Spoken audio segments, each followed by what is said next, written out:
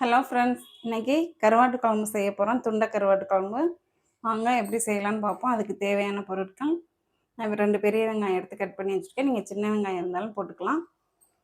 தக்காளி 2 எடுத்து கட் பண்ணி வச்சுருக்கோம், நார்மல் சைஸு. ஒரு பெரிய பூண்டு எடுத்து உரித்து வச்சுருக்கோம். கருவேப்பிலை தேவையான அளவு. 100 கிராம் கருவாடு எடுத்து நல்லா க்ளீன் பண்ணி வச்சுருக்கோம். லெமன் சைஸு புளி வச்சுருக்கோம். தேவையான உப்பு, 2 டேபிள் ஸ்பூன் மிளகாத்தூள், 1½ டேபிள் ஸ்பூன் மல்லித்தூள். வாங்க நம்ம ஸ்டவ் ஆன் பண்ணிக்குவோம்.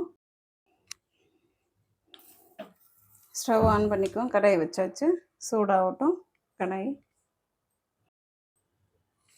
கடாய் சூடாயிடுச்சு.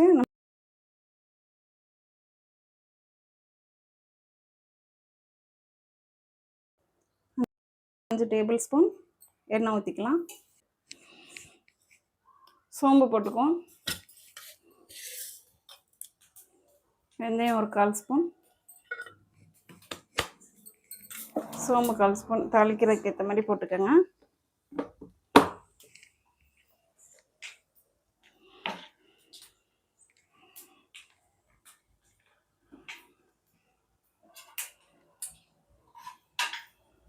வெந்தயம் செவந்துடுச்சு. நம்ம பூண்டு போட்டுக்கலாம்.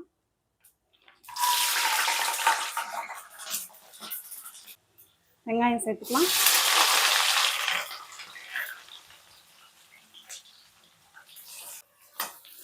வெங்காயம் ரொம்ப ப்ரௌன் கலர்லாம் ஆக வேணாம், ஒரு கண்ணாடி பழத்துக்கு வதங்கினாவே போதும்.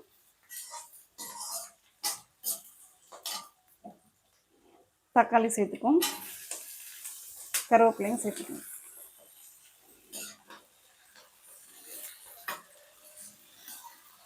தக்காளியும் வெங்காயம் நல்லா வதங்கட்டும்.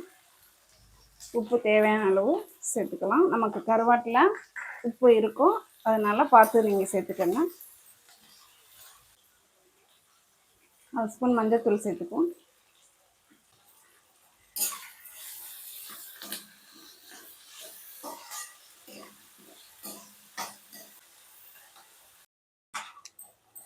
வெங்காயம் தக்காளி நல்லா வதங்கிடுச்சு. நம்ம இப்போ சிம்மில் வச்சுக்கிட்டு மிளகாத்தூள் சேர்த்துக்குவோம். மல்லித்தூள் சேர்த்துக்கலாம்.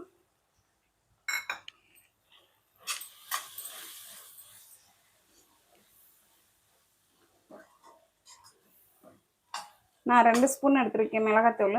நீங்கள் ரொம்ப காரமாக இருந்தால் 1½ கூட எடுத்துக்கோங்க. லாஸ்ட்டாக மிளகு கூட நச்சு போடணும். நம்ம இது செட்டிநாட்டு சைடு அந்த ஸ்டைலில் வைக்கிறோம். இப்போ நம்ம புளி கரைச்சி ஊற்றிக்கலாம். புளி கரைச்சி வச்சுருக்கோம். நம்ம புளி தண்ணி சேர்த்துக்குவோம்.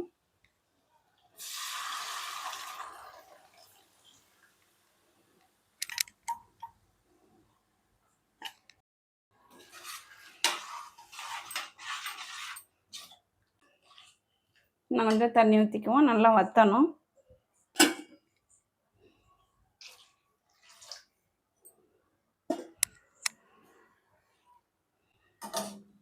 புளியெல்லாம் ஊற்றியாச்சு. இப்போ உப்பு காரம் கரெக்டாக இருக்கான்னு நீங்கள் செக் பண்ணிக்கோங்க ஒரு தடவை.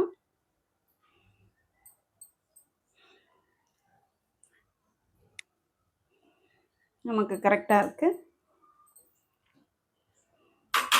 மூடி போட்டு மூடிடலாம். நல்லா கொதிச்சு நல்லா கொஞ்சம் வற்றி வரட்டும் குழம்பு. நம்ம கருவாடு சேர்த்துக்கணும்.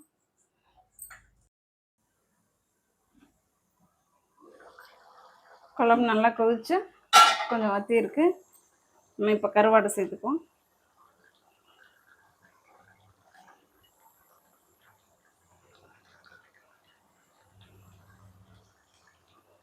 சுடுதண்ணியில் போட்டு கொஞ்சம் கழுவி எடுத்துக்கோங்க. வெது சுடுதண்ணி வச்சு ரொம்ப கொதிச்சுக்க விட்டு அதுக்கப்புறம் கருவாடை போட்டு கழுவி எடுத்தீங்கன்னா அவ்வளோ நல்லா இருக்காது.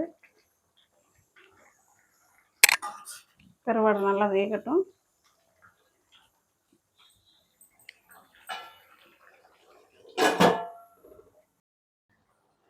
கருவாடு வேகலைன்னா நமக்கு கருவாடு வேகட்டும். இப்போ நம்ம இந்த மிளகு எடுத்து வச்சுருக்கோம் 1 ஸ்பூனு. 6 பல்லு பூண்டு வச்சுருக்கோம். நம்ம அதை நச்சு எடுத்துகிட்டு வந்துடுவோம்.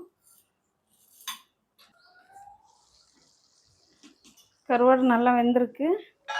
குழம்பும் நல்லா வற்றிருக்கு, எண்ணெய் பிரிஞ்சு. இப்போ மிளகு சீரகம், குழம்பு நல்லா வற்றிருக்கு.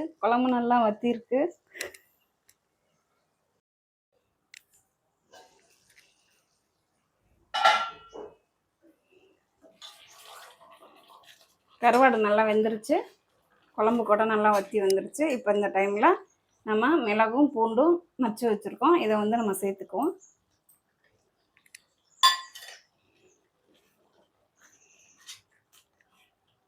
மிளகும் பூண்டும் நம்ம லாஸ்ட்டாக தான் சேர்க்கணும்.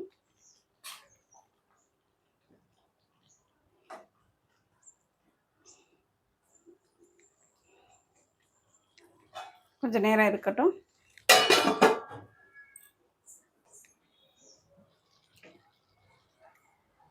நம்ம மிளகும் பூண்டும் போட்டு ஒரு 2 நிமிஷம் இப்படி வச்சுருந்தோம். நல்லா ட்ரை ஆயிடுச்சு, நமக்கு நல்லா கொஞ்சம் வத்திடுச்சு குழம்பு. இப்போ பச்சை கருவேப்பிலை மேலே போட்டுக்குவோம். ஸ்டவ் ஆஃப் பண்ணிக்கலாம். ரொம்ப டேஸ்ட்டாக இருக்கும் இது செட்டிநாட்டு கருவாட்டு குழம்பு. செட்டிநாட்டில் மிளகு பூண்டு நச்சு போட்டு தான் வைப்பாங்க. நீங்கள் ஒரு தடவை ட்ரை பண்ணி பாருங்கள், ரொம்ப டேஸ்ட்டாக இருக்கும். Okay, thank you friends.